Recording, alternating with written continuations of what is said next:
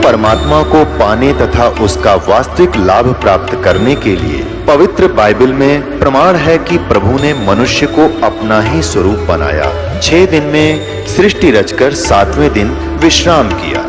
कुरान शरीफ में प्रमाण है कि हजरत मोहम्मद को खुदा स्वयं कह रहे हैं कि मैंने तुम्हें उस परमात्मा की महिमा बताने के लिए भेजा है। वो परमात्मा कबीर है जिसने 6 दिन में सृष्टि रची तथा 7वें दिन तख्त पर जा विराजा। उसकी खबर किसी बाखबर से पूछ कर तो देखो। कृपया अवश्य सुनिए जगत गुरु तत्वदर्शी संत रामपाल जी महाराज के अमृत वचन। ऊपर को जड़ और नीचे को शाखा वाला ये संसार रूपी पीपल का अविनाशी वृक्ष समझो, और इसके पत्ते आदि सभी छंद हैं, और जो इन सभी विभागों को जानता है, सब न्यारे न्यारे बताता है, स वेदवित व तत्वदर्शी संत है। तो श्रीमद् भगवद गीता के इस अध्याय 15 के श्लोक 1 में जो वर्णन है कि वो वेदवित, वो तत्वदर्शी संत सतगुरु होगा, वो कौन है? अक्सर जिसने ये वाणी बोली है अपने सुख संवेद में, सच्चिदानंद घन ब्रह्म ने उस तत्व ज्ञान में बोला है, तो वो सतगुरु भी वही हैं। तुम साहेब तुम संत हो, तुम सतगुरु तुम हंस, गरीब दास तुम्हारे रूप बिना और न दूजा अंश। तुम साहेब तुम संत हो और तुम ही सतगुरु, सच्चा ज्ञान देने वाले अध्यात्म मार्ग का यह सर्व ज्ञान, और आप ही हंस हो, तुम ही सच्चे भक्त रूप में भी आप ही एक भूमिका करें। तो यहाँ बताया है कि उस परमेश्वर ने बताया अक्षर पुरुष एक पेड़ है, सरपुरुष वाकी डार, और तीनों देवा शाखा है ये पात रूप संसार। श्रीमद् भगवद गीता अध्याय नंबर 15 के श्लोक नंबर 1 से 4 निष्कर्ष है कि ये ऊपर को जड़ और नीचे को तीनों गुण रूपी शाखा वाला संसार रूपी पीपल का वृक्ष अविनाशी जानो, और जो संत इसके सभी विभागों को जानता है वह तत्वदर्शी संत है, और उसके पास तत्व ज्ञान है। श्रीमद् भगवद गीता अध्याय नंबर 4 के श्लोक 32 में स्पष्ट किया है कि परमात्मा ही सच्चिदानंद घन अपने मुख कमल से यथार्थ ज्ञान, तत्व ज्ञान बोलता है।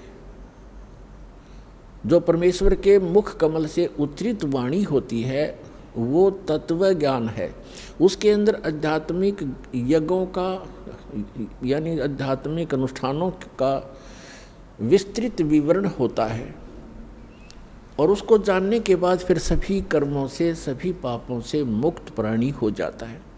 वो तत्व ज्ञान स्वयं परमात्मा अपने मुख कमल से, ब्रह्मणे मुखे, अपने मुख कमल से बोलकर वो वाणी उच्चारण करता हूँ। सच्चिदानंद घन ब्रह्म की वाणी में विस्तार से कहे गए हैं, वो तत्व ज्ञान है। चौथे अध्याय के 34वें श्लोक में कहा है कि अर्जुन उस तत्व ज्ञान को जो गीता ज्ञान से अन्य है, उस तत्व ज्ञान को तत्वदर्शी संतों के पास जाकर समझ, उनको दंडवत प्रणाम करने से, कपट छोड़कर उनकी सेवा करने से, सरलतापूर्वक प्रसन्न करने से वो तत्वदर्शी संत तुझे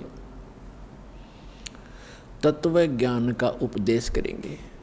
तो 15वें अध्याय के प्रथम मंत्र में उसकी पहचान बताई है श्रीमद् भगवत गीता में, कि जो इस ऊपर को जड़, नीचे को तीनों गुण रूपी शाखा वाला, तीनों गुण रूपी शाखा वाला ये संसार रूपी वृक्ष समझो, और इसके सभी विभाग, पत्ते आदि इसके सभी भाग हैं, और जो संत इन सब विभागों को जानता है, सब पार्ट्स जानता है, इसके अंग भिन्न भिन्न बताएगा, स वेदवित वो तत्वदर्शी संत है।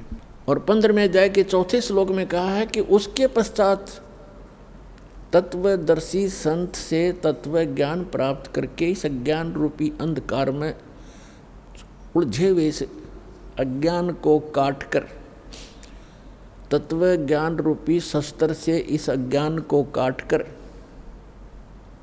उसके पश्चात परमेश्वर के उस परम पद की खोज करनी चाहिए, जहां जाने के बाद साधक फिर लौटकर संसार में कभी नहीं आते,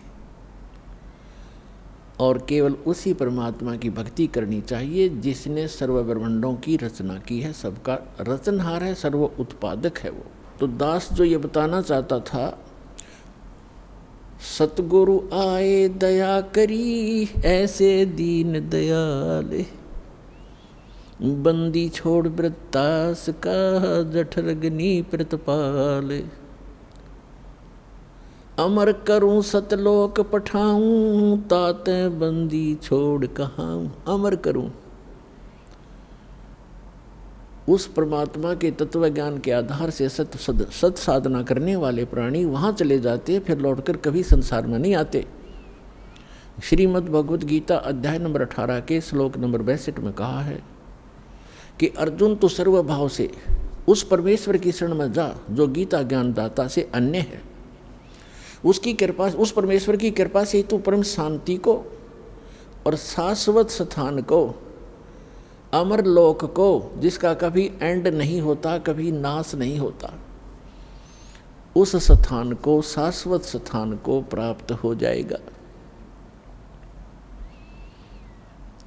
अपने आत्मा ये ज्ञान भगवान ने 600 वर्ष पहले बताया था, और फिर उन महापुरुषों को मिले परमात्मा आकर के, जो उनका गुण है, विधान है, अच्छी आत्माओं को मिले। आदरणीय धर्मदास साहिब जी को, आदरणीय मलुकदास साहिब जी को, आदरणीय नानक साहिब जी को, आदरणीय दादू साहिब जी को, आदरणीय गरीबदास साहिब जी गांव छुरानी जिला झज्जर हरियाणा वाले को, आदरणीय गीसा दास साहिब जी को गांव खेखड़ा उत्तर प्रदेश जिला बागपत वाले को,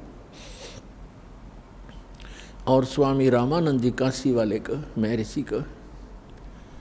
तो उन महापुरुषों ने और स्वयं परमात्मा ने हमारे को सचेत करने की चेष्टा की कि जो साधनाएं, जो भक्ति तुम कर रहे हो और जिस भगवान को तुम परमात्मा माने बैठे हो वो परमात्मा नहीं है। जिस स्वामी को, जिस प्रभु को आपने परमात्मा मान रखा, ये परमात्मा नहीं है। परमात्मा की परिभाषा होती है जो श्रेष्ठ आत्मा हो। श्रेष्ठ आत्मा कभी किसी को मारता नहीं, किसी की टांग नहीं काटता, किसी को अंधा नहीं करता, किसी को रोगग्रस्त नहीं करता, वो परमात्मा होता है। अब कई अनजान जो बिल्कुल माइनस जिनकी बुद्धि होती है जातम में, वो कहते हैं कि हम इस बात से चिंतित हैं कि भगवान है कहाँ। भगवान होता तो ये हालत होती लोगों की।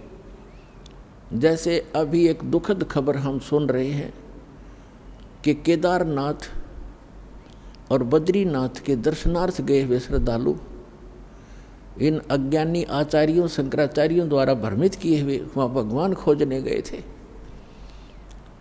और आज खबरों में सुनने को आ रहा है कि 15-20 हज़ार व्यक्ति मारे जा चुके।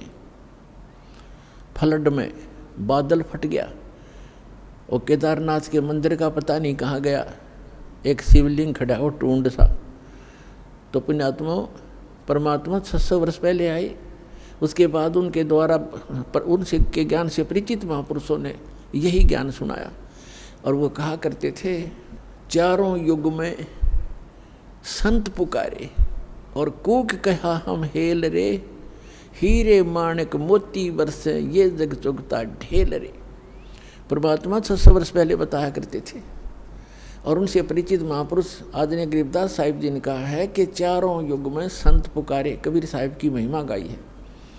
और कूक कहा हम हेल रे, हमने रुक के मार मार के, आवाज़ लगा लगा के, शोर मचा मचा के बता दिया कि हम तत्व ज्ञान और सत साधना रूपी हीरे मोतियों की वर्षा कर रहे हैं। आप इनको नहीं उठा रहे हो, ग्रहण नहीं कर रहे हो, और आन उपासना रूपी इन भ्रमित किए हुए आचार्यों और शंकराचार्यों, ऋषियों, महर्षियों, मंडलेश्वरों के द्वारा भ्रमित किए हुए आप बहुमूल्य वस्तु को छोड़कर कंकर पत्थर इकट्ठे कर रहे हो। ये आन उपासना, इन तीर्थों पर जाके मत्था टेकना, वहाँ दर्शनार्थ जाना, कल्याण की इच्छा करना, ये तो आपकी भूल है, बाल बुद्धि है। कंकर पत्थर इकट्ठे, हमरा ज्ञान किन्हें ना सुनिया, और ये पर भी लेन जात है दुनिया। पुण्यात्माओं, हमें बड़ा दुख है कि हमारे भाई बहन वहाँ किसी गंदी मौत मरे केदारनाथ की इस दुर्घटना में। कलेजा मुंह को आता है। हमारी ही दशा ऐसी हो रही है उनकी इस दीनता को देखकर। कोई भूखा मर के अचानक बैठे हैं धर्मशाला की धर्मशालाएं बह गई है। कोई सो रहा था, कोई भगवान के गुण गा रहा था, आज उनका पता नहीं कहाँ चले गए। तो पुण्यात्माओं, जिनके वो सदस्य मरे होंगे उनकी क्या हालत होगी। तो कैसा है ये लोग। यहाँ संतों ने, महापुरुषों ने बताया है। नानक साहिब जी कहते, ना जाने काल की कर डारे, और किस विध ढल जा पासावे, और जिनाते सरते मौत खुड़क दी उन्हानू केड़ा हासावे। तो पुण्यात्माओं, परमात्मा स्वयं आकर के हमें ज्ञान सुनाया करते थे। इन अज्ञानी गुरुओं ने काल प्रेरित होकर अपने स्वार्थवश हमारे तक ये यथार्थ ज्ञान भगवान का दिया हुआ आने नहीं दिया। और कबीर साहब को एक दुलाहा, एक धानक, एक निर्धन व्यक्ति, और फिर लास्ट में एक कवि, और ज़्यादा ही किसी ने उपमा दी तो एक भक्त कहकर उनकी फाइल को क्लोज कर रखा था। उनकी हिस्ट्री बंद कर दी थी। लाल को कूड़े के ढेर में डाल दिया था। इस दास को पारखू बनाया, जौहरी बनाया।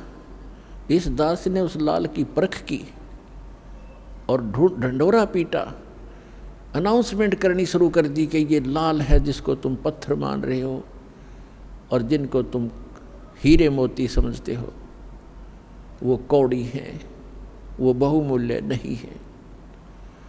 ठीक है, इस प्रचार के लिए, अपने भाई बहनों तक ये सत्य संदेश पहुंचाने के लिए दास ने और दास के साथ पहले समय से लगे हुए मेरे बच्चे और बेटियों ने बहुत कुछ कठिनाइयों का सामना अवश्य करना पड़ा। जेलों में जाना पड़ा, जगह जगह इन नकली लोगों ने, झूठों ने हमारे ऊपर झूठे मुकदमे भी बनवाए बच्चों के ऊपर।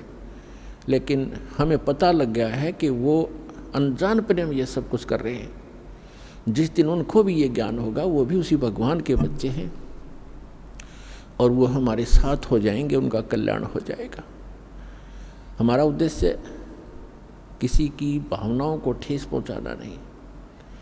हमारा उद्देश्य उनको सही दिशा देना है कि जिससे आपका भी और आपके परिवार का भी, और आपके जो इस गलत साधना करके चले गए, मृत्यु को प्राप्त आज प्रेत पितर बने हुए, उनका भी उद्धार हो जाएगा।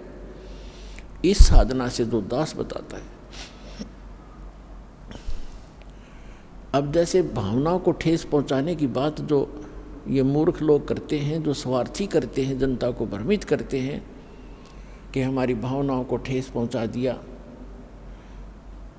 इन मंदिर, मस्जिदों, गुरुद्वारों और चर्चों की पूजा को ठीक नहीं बताया,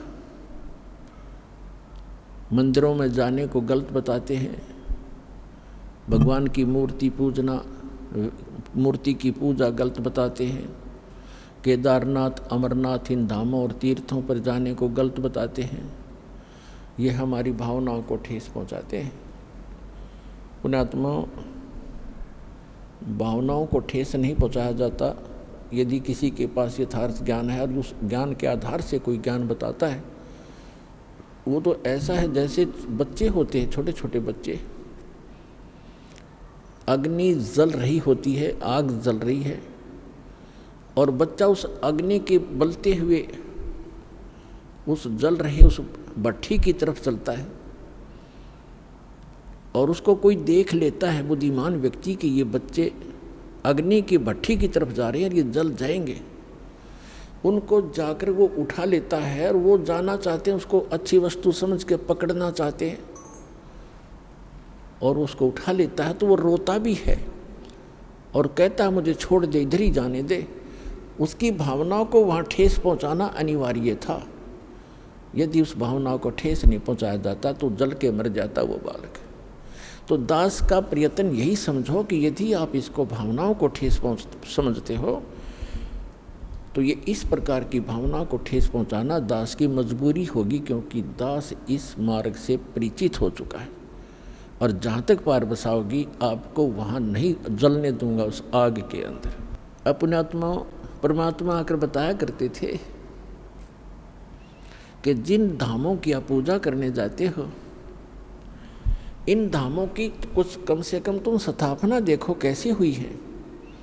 इन तीर्थों की ये स्थापना कैसी हुई,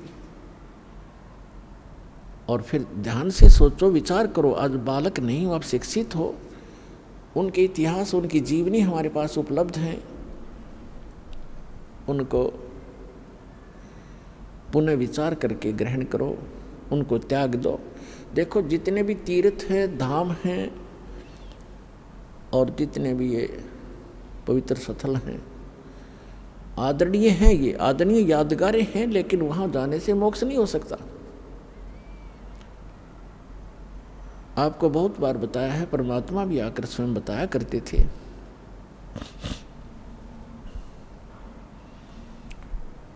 और कहा करते थे कि इन धामों पर जाने से आपका मोक्ष नहीं, उल्टा पाप और पाप प्राप्त और जीवन नाशी आपका होता है। आपको एक झलक दिखाते हैं ये तीर्थ कैसे बने जहाँ हम पूजने जाते हैं।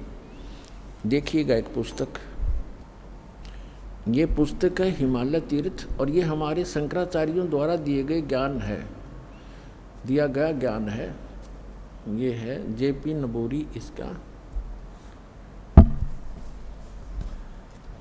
प्रकाशक है। ये देखिएगा हिमालय तीर्थ, JP नबूरी, उप मुख्य कार्यकारी श्री बद्रीनाथ केदारनाथ मंदिर समिति, ट्रैक्स एंड टूर्स कलकत्ता, और ये यहाँ से छपे हैं।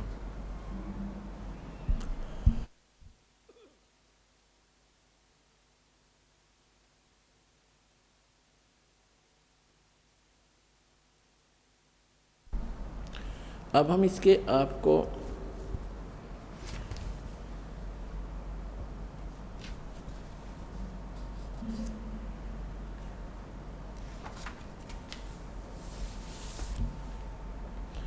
ये देखिएगा उत्तराखंड के पंच केदार, ये पृष्ठ नंबर 17 है, यहाँ से हम प्रारंभ कर रहे हैं। ये 18 पृष्ठ है, यहाँ से हम ये 17 पृष्ठ है। उत्तराखंड के पंच केदार श्री केदारनाथ भारत के उत्तर नागाधिराज की सुरम्य उत्पत्तिका में स्थित केदार क्षेत्र प्राचीन काल से ही मानव मात्र के लिए पावन मोक्षदायक रहा है। इस क्षेत्र की प्राचीन एवं पौराणिक महत्व के संबंध में स्वयं भगवान शंकर ने स्कंद पुराण में माता पार्वती के प्रश्न का उत्तर अपने श्रीमुख से निम्न प्रकार दिया है। ठीक है। हे प्राणेश्वरी, यह क्षेत्र उतना ही प्राचीन है जितना कि मैं हूँ। मैंने इसी स्थान पर सृष्टि की रचना के लिए ब्रह्मा के रूप में परब्रह्म तत्व प्राप्त करके सृष्टि निर्माण का शुभारंभ किया। तभी से स्थान मेरा चिरप्रिय समान है। भगवान शंकर का सुप्रसिद्ध ज्योतिर्लिंग भारत के विख्यात 12 ज्योतिर्लिंगों में से 11वां ज्योतिर्लिंग है। सुदूर उच्च हिमालय में समुद्र तल से 11,750 फीट की ऊंचाई पर श्री नर और नारायण ऋषि द्वारा प्रतिष्ठित है। पुराणों के अनुसार इस पुण्य फलदायी ज्योतिर्लिंग की स्थापना के संबंध में इसका इस प्रकार वर्णन अनंत रत्नों के जनक अतिशय पवित्र केदार नामक अत्यंत शोभा से युक्त शिखर पर पूर्व काल में महातपस्वी अपने आत्माओं ये तीर्थ और ये धाम कैसे बने हैं, इसकी थोड़ी सी झलक दिखाएंगे, फिर दास मौखिक सुनाएगा, वो अच्छा समझ में आएगा। अब देखिएगा, अब हम 18 पृष्ठ पर आगे 17 पर पढ़ लिया। यहाँ पर पीछे से हमने पढ़ा है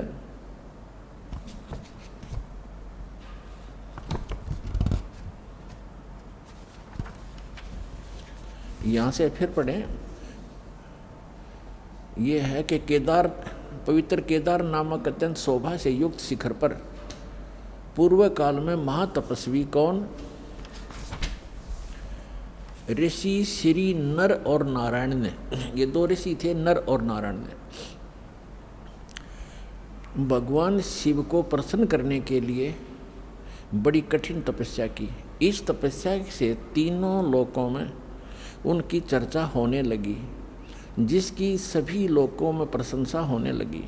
फलस्वरूप भगवान शंकर भी नर नारायण की तपस्या से प्रसन्न हुए और उन्होंने प्रत्यक्ष प्रकट होकर ऋषियों को दर्शन दिए। दोनों ऋषियों ने भगवान भोलेनाथ के दर्शन किए। दर्शन से आनंद विभोर होकर स्तुतियों और मंत्रों से उनकी पूजा अर्चना की। भगवान शिव ने अत्यंत प्रसन्न होकर उनसे वर मांगने को कहा। भगवान शंकर की यह बात सुनकर उन दोनों ऋषियों ने देवादिदेव महादेव से प्रार्थना की। यहाँ, हे प्रभु, यदि आप प्रसन्न हैं और वर देना चाहते हैं तो अपने इसी स्वरूप में जगत कल्याण एवं हमारी पूजा प्राप्त करने हेतु यहाँ स्थित होवें, ताकि जगत का महान उपकार एवं भक्तों के मनोरथ आपके दर्शनों से परिपूर्ण हों। इस प्रकार भगवान शंकर नर नारायण की भक्ति से प्रसन्न होकर वहाँ स्थित हुए। देवादिदेव महादेव, यदि आप हम पर प्रसन्न हों तो भक्तों के कल्याण हेतु आप सदा सदा के लिए अपने स्वरूप से इस स्थान पर स्थापित करने की कृपा करें। अपने स्वरूप को यहाँ स्थापित करने की कृपा करें। यहाँ आकर आपका दर्शन पूजन करने वाले मनुष्यों को आपकी अविनाशी भक्ति प्राप्त होगी। ऋषियों की प्रार्थना सुनकर भगवान शिव ने ज्योतिर्लिंग के रूप में वहाँ यह वास करना स्वीकार कर लिया। भगवान शिव ने वर मांगते हुए नर और नारायण ऋषियों ने भगवान शिव से वर मांगते हुए नर और नारायण ऋषियों ने इस ज्योतिर्लिंग और इस पवित्र स्थान के विषय में जो कुछ कहा है वह अक्षर से सत्य है। इस ज्योतिर्लिंग के दर्शन पूजन तथा यहाँ स्नान आदि करने से भक्तों के लौकिक फलों की प्राप्ति के साथ साथ अचल शिव भक्ति और साथ ही मोक्ष की प्राप्ति भी सहज हो जाती है। हिमालय में केदार नामक पर्वत शिखर पर प्रतिष्ठित होने के कारण इस ज्योतिर्लिंग को श्री केदारेश्वर ज्योतिर्लिंग के नाम से जाना जाता है। केदार शब्द का शाब्दिक अर्थ है ऐसे स्थान से होता जहाँ दलदल एवं अति मात्रा में पानी हो। केदार क्षेत्र में यही स्थिति है, क्योंकि भगवान शंकर जलधारा प्रिय हैं। नर और नारायण ऋषियों के पश्चात अन्य ऋषि मुनियों व भक्तों द्वारा यह ज्योतिर्लिंग पूजित रहा। तत्पश्चात महाभारत काल में पांडवों द्वारा गोत्र हत्या अर्थात महाभारत युद्ध में अपने भाई बंधुओं आदि की हत्या के पाप से मुक्त हेतु यहाँ पर देवादिदेव महादेव की आराधना की गई। इसी प्रसंग में पुराण में एक कथा आती है। अपने आत्मा पहले ये निष्कर्ष बताते थोड़ा, उसके आगे और शेष आपके पढ़ के सुनाऊंगा, क्योंकि आज अब ये वर्तमान में एक बहुत दुर्दांत घटना घटी है जिससे आत्मा रो रही है, दुखी है, क्योंकि वो भी हमारे एक तरफ भटक रहे थे। परमात्मा के लिए वहाँ गए और वहाँ उनको क्या मिला सर्वविदित है, कहने की आवश्यकता नहीं। अब क्या बता रहे हैं कि नर और नारायण नाम के दो ऋषि वहाँ तपस्या करा करते उस दलदल में। केदार माने दलदल, और उनकी तपस्या से प्रसन्न होकर भगवान शिव आगे। तो पुण्यात्माओं, वो भगवान शिव कौन आगे? इस काल के जाल को कबीर भगवान ने आके समझाया है कि ये काल जो है, जैसे इसने गीता अध्याय नंबर 4 के श्लोक नंबर 5 और 9 में कहा कि अर्जुन, मेरे और तेरे बहुत जन्म हो लिए, तू नहीं जानता मैं जानता हूँ, मेरे जन्म और कर्म अलौकिक हैं। और गीता अध्याय नंबर 7 के श्लोक नंबर 24 और 25 में इसने बताया है कि मैंने एक प्रतिज्ञा कर रखी है, मैं अपनी योग माया से छुपा रहता हूँ, कभी भी किसी के सामने अपने वास्तविक रूप में स्पष्ट नहीं होता। मैं कभी किसी के सामने अपने वास्तविक रूप में नहीं आता। तो ये क्या करता है, जैसे कोई ऋषि साधना करता है, उसको किसी को विष्णु रूप में दर्शन दे देता है, अपने पुत्र विष्णु के रूप में, तो वो ऋषि विष्णु का उपासक बन जाता है, उसी का अनाउंसमेंट करने लग जाता है, उसी का ज्ञान प्रचार करता है कि सर्वेश्वर है, महेश्वर है, सबकी स्थिति पालन और संहार करने वाला यही है। और कोई ऋषि साधना, कोई भक्त साधना कर रहा है तो किसी को ब्रह्मा जी के रूप में दर्शन दे देता है, तो वो कहता है कि ये ब्रह्मा जी हमारे सामने रहते हैं, देवता, यही भगवान है, सर्वशक्तिमान है। मैंने समाधि दशा में इसके दर्शन किए, ये छुपाई है अपने आप को। इससे उन ब्रह्मा जी और विष्णु जी को भ्रम हो जाता है कि हम ये सचमुच भगवान है। इसी कारण से शिव पुराण में प्रकरण आता है, विद्वेश्वर संहिता के अंदर एक बार ब्रह्मा जी गए विष्णु जी के पास, और ब्रह्मा जी कहने लगे कि पुत्र तू मेरा खड़ा होकर सम्मान क्यों नहीं करता, मैं तेरा पिताया हूँ, मैं तेरा जनक हूँ, सारी सृष्टि का उत्पत्ति करता हूँ।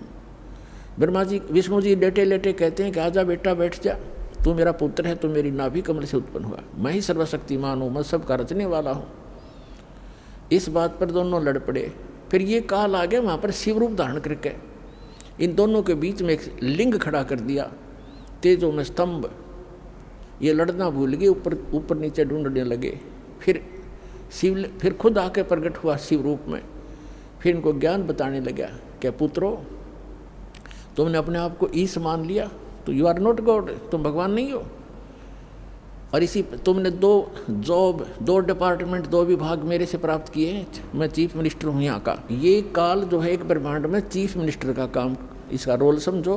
और अन्य ब्रह्मा विष्णु महेश एक विभागीय मंत्री हैं, रजोगुण विभाग के ब्रह्मा जी और सतोगुण विभाग के विष्णु जी। यानी रजोगुण से जो क्रिया हो रही है, जिसको हम उत्पत्ति कहते हैं, ये उत्पत्ति करता नहीं है, ये तो उत्पत्ति करवाता है। संतान उत्पत्ति हम उसके प्रभाव से करते हैं। और सतिथि, ये विष्णु जी कहते हैं, ये उत्पत्ति और सतिथि जो तुम्हें दी है मैंने, ये मेरे से प्राप्त है, तुमने तप करके प्राप्त किए, मैंने तुम्हें विभाग दिए।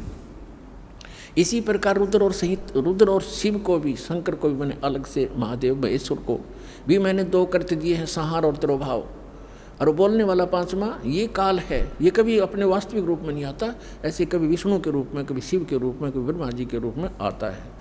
तो इसके जाल को समझने के लिए परमात्मा ने कथा सुनाई अपने प्यारी आत्मा धर्मदास जी को, जो धर्मदास जी ने कबीर सागर में लिपिबद्ध की।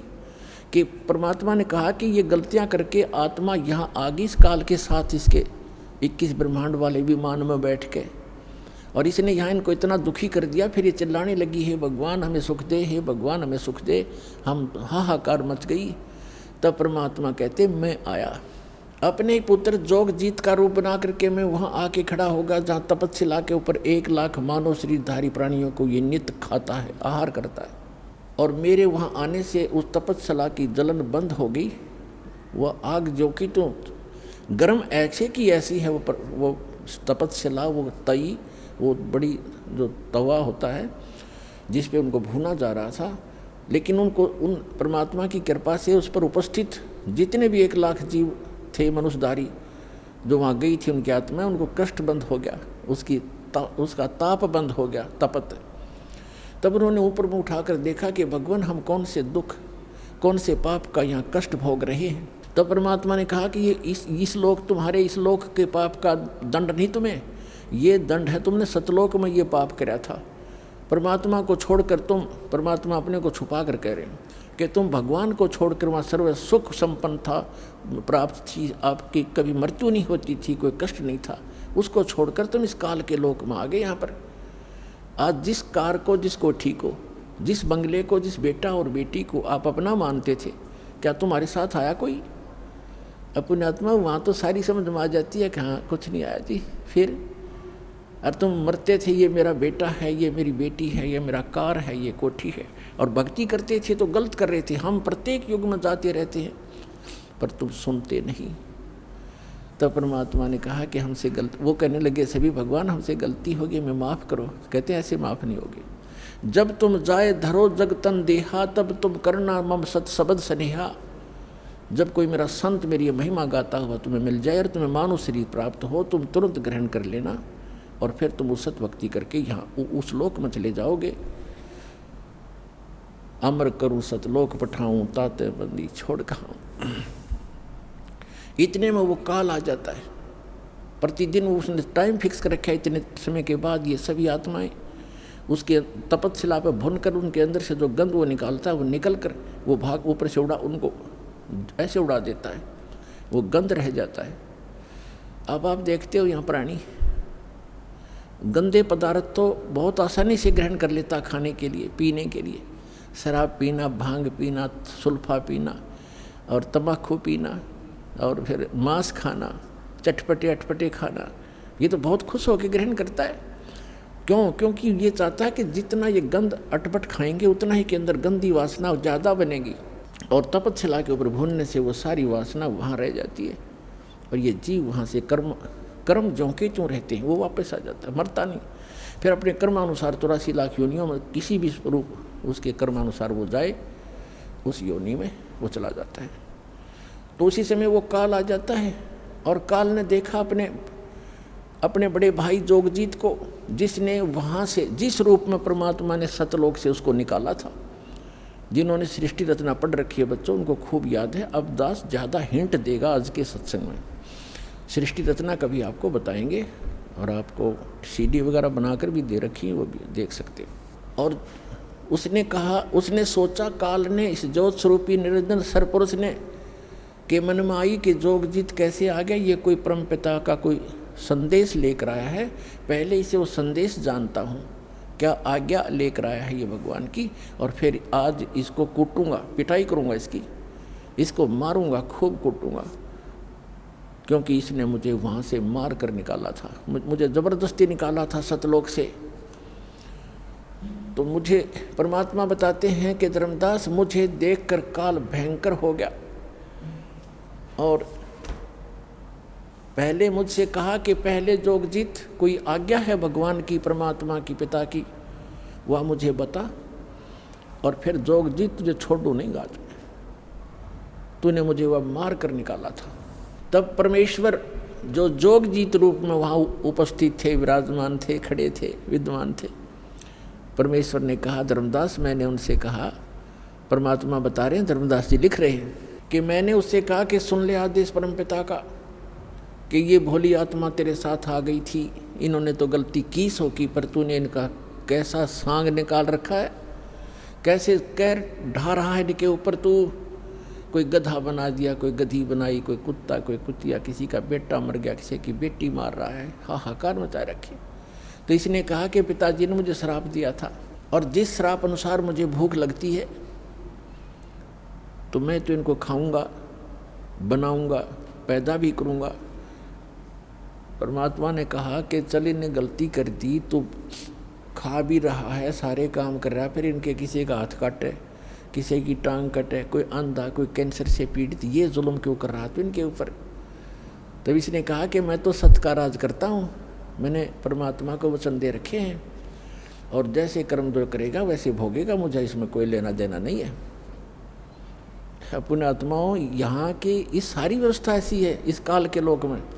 एक तरफ तो सरकार शराब के ठेके, फीम के ठेके, भांग के ठेके खोलती है और फिर शराब पीकर कोई इधर उधर जाता उसको अंदर कर देता, तो शराब पी कर गलत गतिविधि की, और शराब पी कर रामायण बचेगा, वो भांग पी कर रामायण पढ़ेगा, गलत गतिविधि करेगा वो। तो इसने ऐसा कर रखा है कि मैं तो सत्य का राज करता हूँ, जो जैसे कर्म करेगा वैसा ही फल देता हूँ। अब ये इतनी बकवादों का की आविष्कार करवा दिया, तो फिर ये भोली आत्मा तो गलतियाँ करेंगे ही करेंगे, तो कहते भोग लेंगे, इसने थोड़ा ही लेना देना, हम इसके बच्चे नहीं हैं, हम इसके बच्चे होते तो ऐसा दुख देता ही है। आज केदारनाथ के ऊपर 20,000 आदमियों को मार देता, अपने बच्चों को। ये हम इसके बालक नहीं हैं, हम इसकी प्रजा नहीं है, हम उस परमात्मा की प्रजा हैं, सतपुरुष के बच्चे हैं, और हम अपनी गलती से इसकी कैद में फंस गए हैं। यहाँ से निकालने का एक तरीका है, हम स्वेच्छा से आए हैं, स्वेच्छा से ही वापस जाएंगे। जब हमारी यहाँ के लोक से, दुखों से इतना मन हट जाएगा और वहाँ के सुख से हम इतने प्रभावित और प्रेरित हो जाएंगे और फिर सब भक्ति करेंगे, तब हम वहाँ जा पाएंगे। इसलिए आपको सारा ज्ञान प्रमाण दिखाए जा रहे हैं ताकि आपका यहाँ से मन हटे और भक्ति पर डटे और फिर वहाँ चलेंगे हम।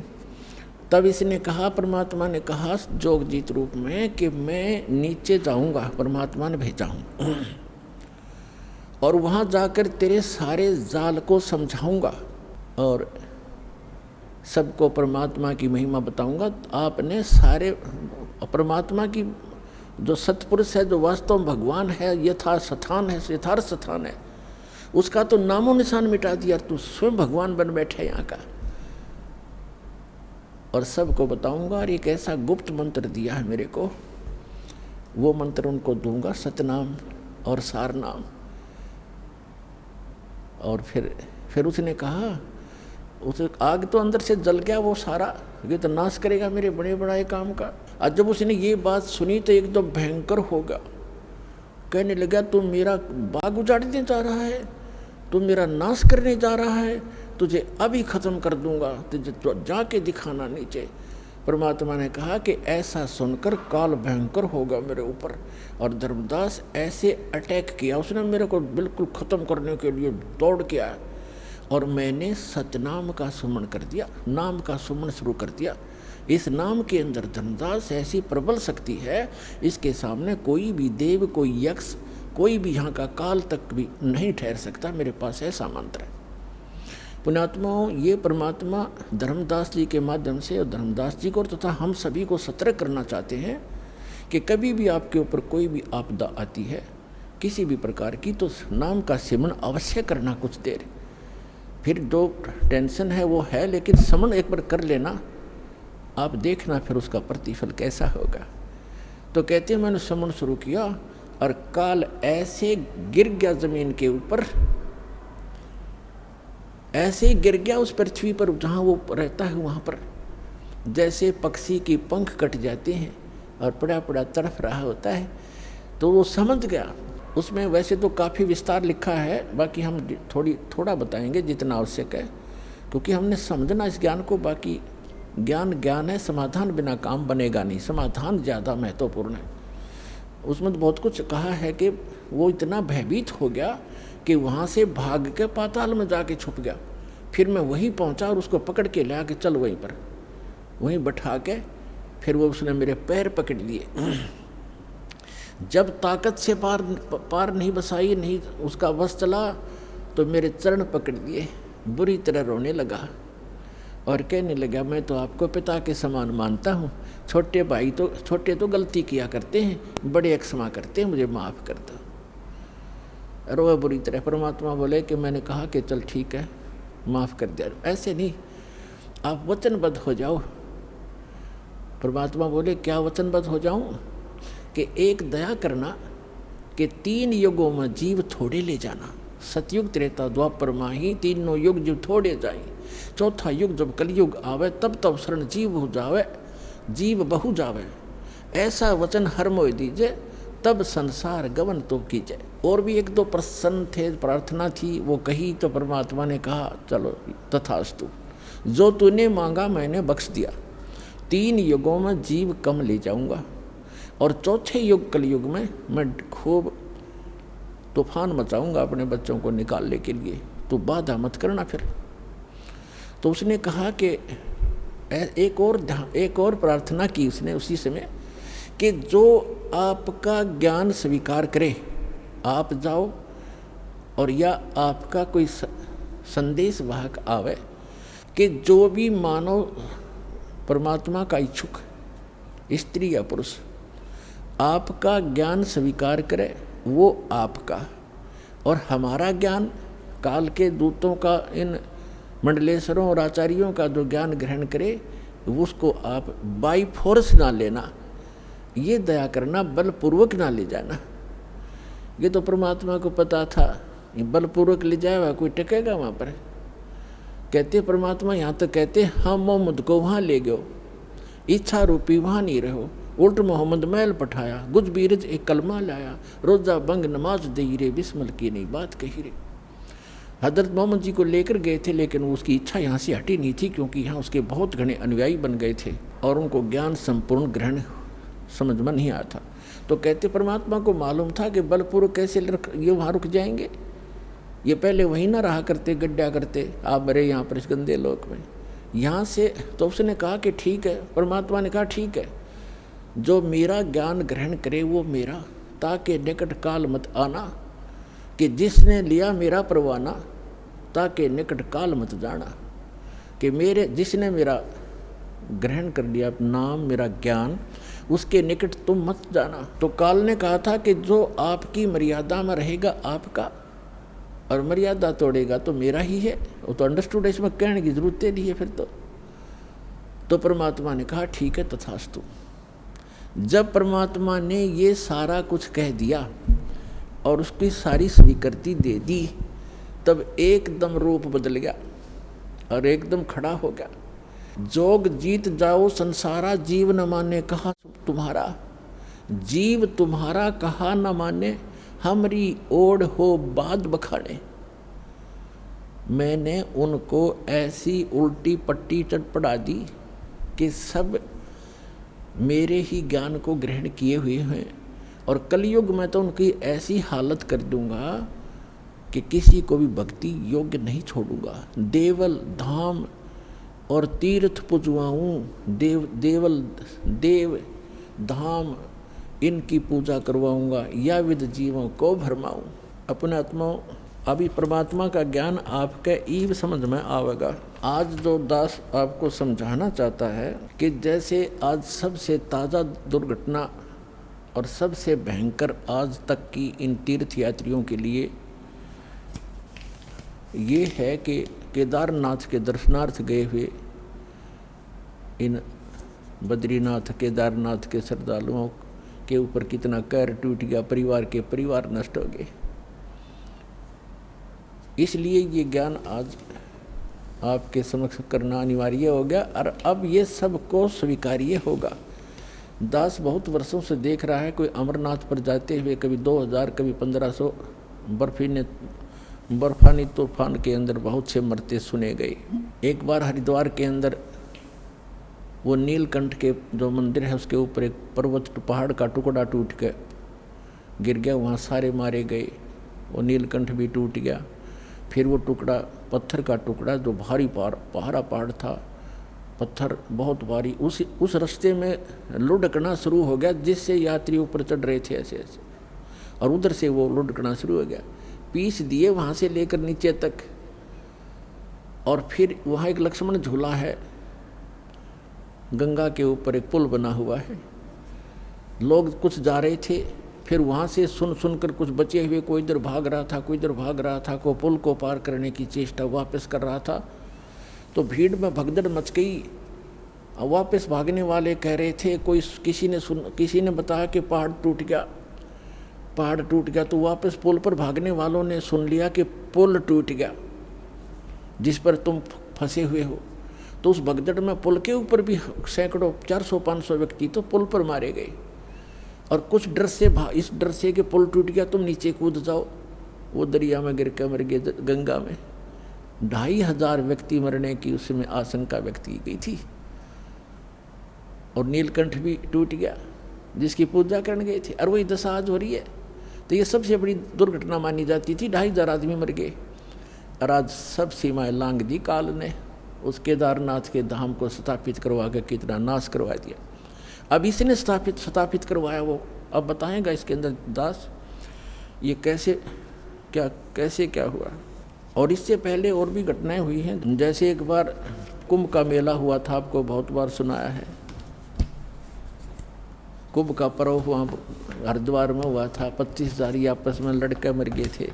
इस ज्ञान को अब सुनेंगे ये, ठीक है, जो बेचारे चले गए, मर गए, मृत्यु को प्राप्त हुए, उनका बड़ा दुख है, हमें बहुत बड़ा दुख है हमारे को। लेकिन अब इसका विकल्प ये है जो दास बताना चाहता है, और स्वयं परमात्मा ने भी बहुत बार आकर ये ज्ञान देने की चेष्टा की, लेकिन इन स्वार्थी और अज्ञानी हमारे धर्म गुरुओं ने परमात्मा के इस यथार्थ ज्ञान को हम तक नहीं आने दिया, और जिसका खामियाना आज तक भोग रहे हैं। परमात्मा के ज्ञान को समझने के लिए आप जी ने थोड़ा सा धैर्य रखना पड़ेगा। इस सच्चे ज्ञान को सुनकर कई बिदक जाते हैं, तड़फ जाते हैं और कहते हैं ये कैसा ज्ञान सुना रहा है, ये सब भ्रमित कर रहा है रामपाल। लेकिन पुण्यात्माओं, भ्रमित तो हम पहले बहुत हो चुके हैं। अपने आत्माओं परमात्मा की वाणी जो है थोड़ी सी पढ़ के सुनाएगा दास साहब को, जो कबीर सागर के अंदर लिपिबद्ध है। क्या बताया है? बहुविध जीवन कीन पुकारा, काल देत है कष्ट अपारा, यम का कष्ट सहा ना जाई, हे परमेश्वर तुम हो सहाई। आए जहाँ यम जीव सतावे है, काल निरंजन जीव नचावे। चटक पटक करें जीवता भाई, ठाड बहे पुनता हम जाई। कहते वहाँ जीवों ने तपस्या के ऊपर हाहाकार मचाई, पुकारने लग गए बुरी तरह कि हमसे इस काल का कष्ट सहा नहीं जाता, भगवान आप कहाँ हो, परमात्मा हमें बचाइए। तब चटक मटक करें जीवता भाई। वो तपस्या पर जैसे बड़ बूझा बुगड़े बुनता है, खील बुनता है, चावलों की पटक पटक होते हैं, वहाँ जीव ऐसे चटक पटक होकर के उनके अंदर से वासना निकालता है। आइए अब हम उन श्रद्धालुओं के अनुभव जानते हैं जो जगत गुरु तत्वदर्शी संत रामपाल जी महाराज जी से दीक्षा प्राप्त कर चुके हैं तथा उनके द्वारा बताए गए भक्ति मार्ग पर चल रहे हैं। सर नमस्कार। नमस्कार सर। सर क्या नाम है आपका? बलवंत राय जी। बलवंत जी कहाँ से आए आप? गांव चूड़पर, तहसील बलाचौर, जिला नवांशहर, पंजाब से। सर आप एक बात बताइए, संत रामपाल जी महाराज से कब जुड़े आप? मई 2011 में। संत रामपाल जी महाराज से नाम दीक्षा लेने से पहले आप क्या भक्ति साधना करते थे? संत रामपाल जी महाराज से दीक्षा लेने से पहले मैं गरीबदास महाराज जी के पंथ में, संत भूरी वाले हैं, वेदांत आचार्य चेतनानंद जी महाराज, उनसे नाम दीक्षा ली थी मैंने 99 में। सर जैसा कि आपने बताया कि पहले आप गरीबदासी पंथ से जुड़े हुए थे और संत रामपाल जी महाराज भी गरीबदासी पंथ से हैं, वो भी गरीबदास जी महाराज के बारे में ही बताते हैं, तो सर आपको ऐसा क्यों लगा कि आपको संत रामपाल जी महाराज से नाम दीक्षा लेनी चाहिए जबकि आप पहले ही गरीबदासी पंथ से जुड़े हुए थे? सर ये थोड़ी विस्तार में मैं बताना चाहूँगा इस बात को लेकर कि हम वहीं आश्रम में रहते थे और गरीबदास जी की जो वाणी है, उनका जो सदग्रंथ साहिब है, उनका हम पाठ किया करते थे 2 घंटे सुबह, 2 घंटे शाम को। ये हमारी रूटीन थी, मतलब ये सालों से हम कर रहे थे, बचपन से, मतलब 3 पीढ़ी से, मतलब वही साधना हम कर रहे थे, गरीबदास जी की वाणी का पाठ करते थे। और जो मंत्र का हम जाप करते थे, ओम नमो भगवते वासुदेवाय, उसका भी घंटों घंटों हम कोशिश करते थे जाप करने की।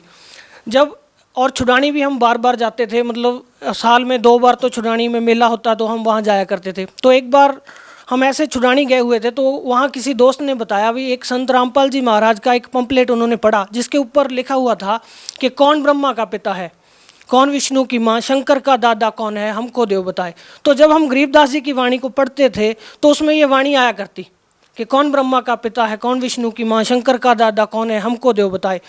तो हम इस वाणी को पढ़ते थे, लेकिन हमें ये पता नहीं था इस वाणी के बारे में, इस सवाल का क्या जवाब है, क्योंकि ये कभी सवाल आया ही नहीं मन में। हम गरीबदास जी के पंथ में थे, पर विष्णु भगवान का हम मंत्र जाप करते थे और शंकर भगवान की साधना करते थे, शिवलिंग था उसके ऊपर जल चढ़ाते थे। तो एक बार किसी ने कहा कि जिस संत की आप बात कर रहे हो, संत रामपाल जी महाराज की, उनका जो सत्संग है वो जी जागरण टीवी पर आता है। तो हमने वो सत्संग सुनना शुरू किया। हम जब वो सत्संग को सुना तो एकदम से अचंभा हुआ जब उन्होंने कहा कि कबीर साहब परमात्मा है, कबीर साहब भगवान है।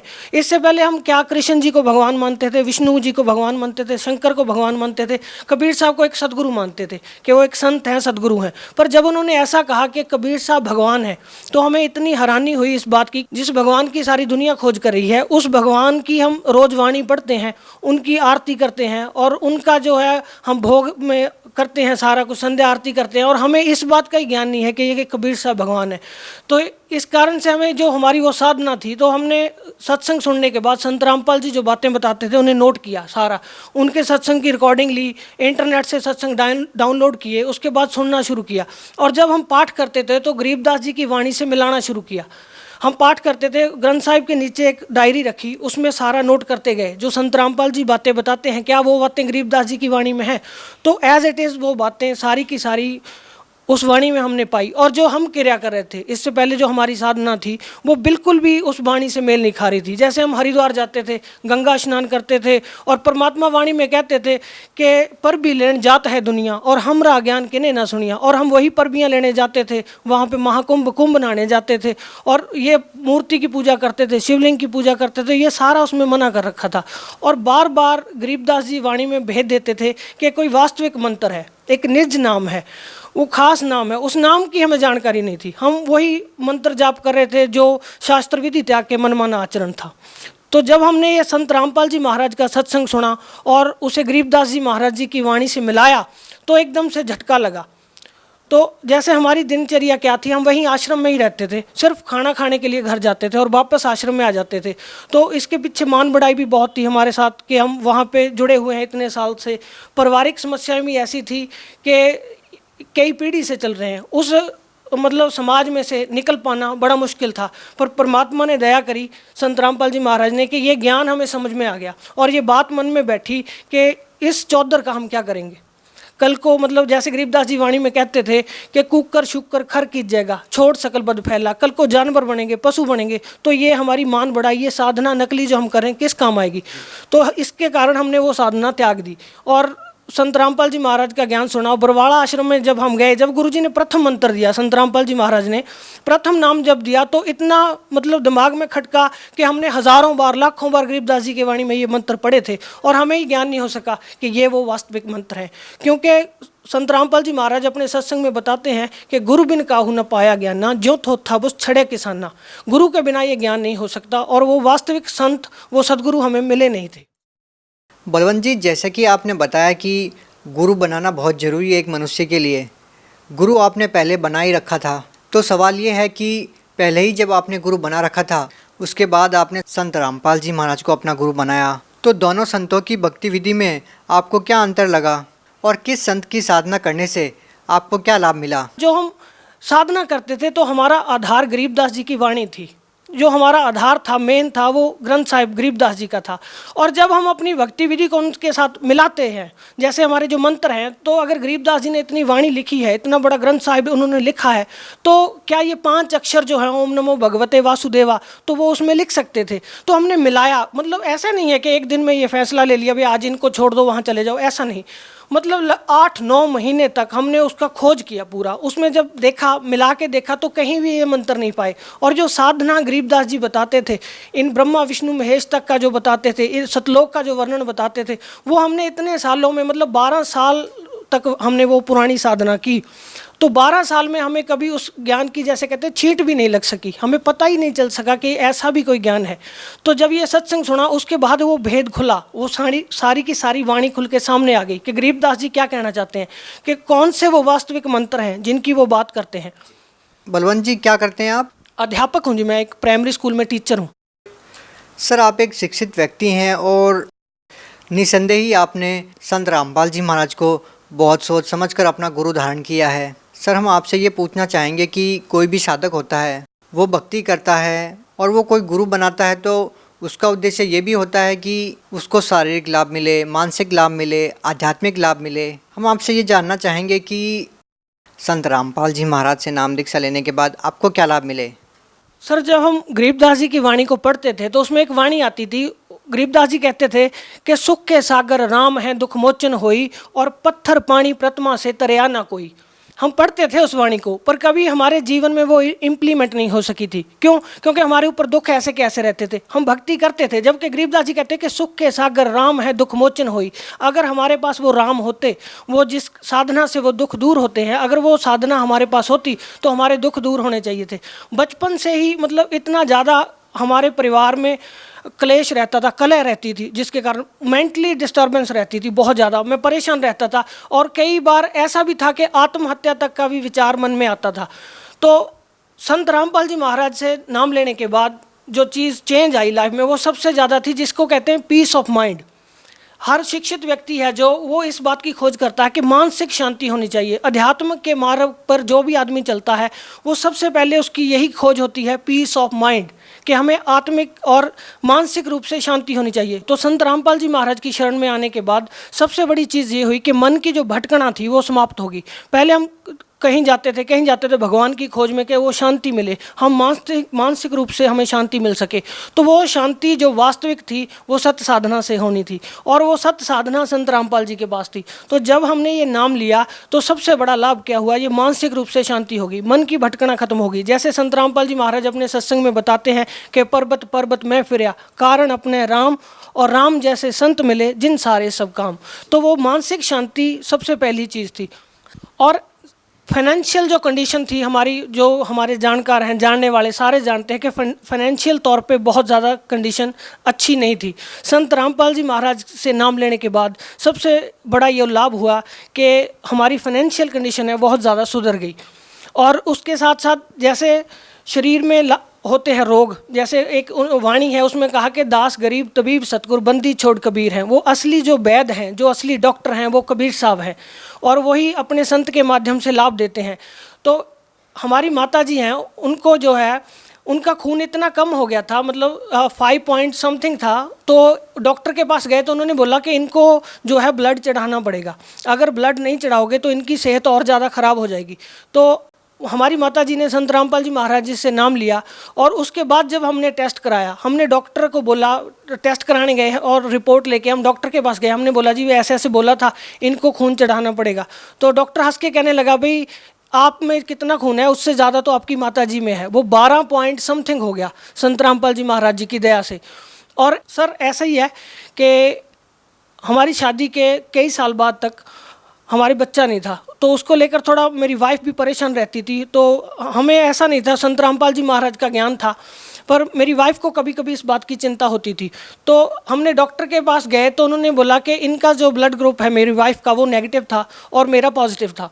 तो अगर वो कहते बच्चा होगा तो इसमें कोई ना कोई प्रॉब्लम आएगी, इसमें उनको मतलब मानसिक रूप से कमज़ोर भी हो सकता है, कोई ना कोई समस्या आएगी। पर संत रामपाल जी महाराज की ऐसी दया हुई कि उन्होंने दया करी, और शादी के 4 साल बाद एक बेटा हुआ, और बिल्कुल तंदुरुस्त है, अभी 1 साल से ज़्यादा उसकी उम्र है। ऐसे ही एक बार मेरा बेटा बहुत ज़्यादा बीमार था, तो मैं कहीं गया हुआ था, मेरी वाइफ का फ़ोन आया कि बेटे की जो हालत है काफ़ी ख़राब होगी, उसके सारे शरीर के ऊपर दाने दाने से हो गए और बहुत ज़्यादा रो रहा है। तो छोटा बच्चा था, तो उसने देखा जब उसकी हालत को तो वो घबरा गई काफ़ी ज़्यादा। उसने मेरे को फ़ोन किया, बोले ऐसे ऐसे बेटा बीमार हो गया और आप इतनी देर से आए नहीं हो, इसको दवाई दिलानी थी। तो मैंने मन में विचार किया कि संत रामपाल जी महाराज आप तो डॉक्टरों के डॉक्टर हैं, आप तो जो चाहे वो कर सकते हैं, आपने इतने कैंसर तक के रोग को ठीक कर सकते हैं, तो ये छोटी सी आपके लिए क्या बात है। तो ऐसे मैं विचार करता करता बाइक पे आ रहा था। जैसे ही मैं घर पहुंचा तो मैंने देखा बेटा आराम से सोया हुआ है, वाइफ अपना काम कर रही है। मैंने उससे पूछा भी तुम कह रहे थे बीमार है, तो वो एकदम से हैरान सी हो गई। उसने बोला हाँ बीमार तो था, पर अब पता नहीं ठीक है। मैंने उसका सारा कपड़े उतार के देखे, कोई उसके ऊपर निशान नहीं था, कोई ऐसे दाने नहीं थे। वो संत रामपाल जी महाराज ने मेरे घर पहुंचने से पहले ही उसको ठीक कर दिया। और ऐसे ही अभी 3-4 दिन पहले की बात है कि मेरी वाइफ बहुत ज़्यादा बीमार थी, उसको बार बार उल्टी हो रही थी, उसकी सेहत ज़्यादा ख़राब थी। उसने मेरे को फ़ोन किया, बोले मैं बीमार हूँ तो आप घर पे आओ। तो आ रहा था, जब मैं घर पहुँचा तो संत रामपाल जी महाराज की जो है अमृत जल की एक बोतल होती है छोटी सी, तो उसमें से उसने 2-4 घूंट पिए। जब मैं घर पहुंचा तो वो एकदम से ठीक थी। उसने बोला मैं बिल्कुल ठीक हूँ, मेरे को कोई ऐसी परेशानी की बात नहीं है। सर भगत समाज को क्या संदेश देना चाहेंगे? भगत समाज को संदेश नहीं है, हमारी तो यही प्रार्थना है कि जो संत रामपाल जी महाराज ज्ञान दे रहे हैं इस ज्ञान को सुनिए। अगर आपको कोई भगत मिलता है जो ज्ञान गंगा, गीता तेरा ज्ञान अमृत उनकी पुस्तकें हैं वो आपको देता है, उन पुस्तकों को पढ़िए और उन्हें शास्त्रों के साथ मिलान करके देखिए, तो आपको जो है वास्तविक भक्ति का और परमात्मा के मार्ग का ज्ञान होगा। यही हमारी प्रार्थना है। सर धन्यवाद।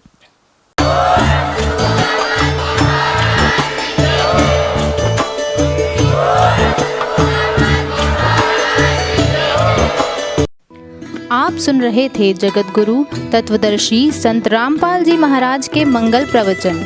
अधिक जानकारी के लिए संपर्क करें।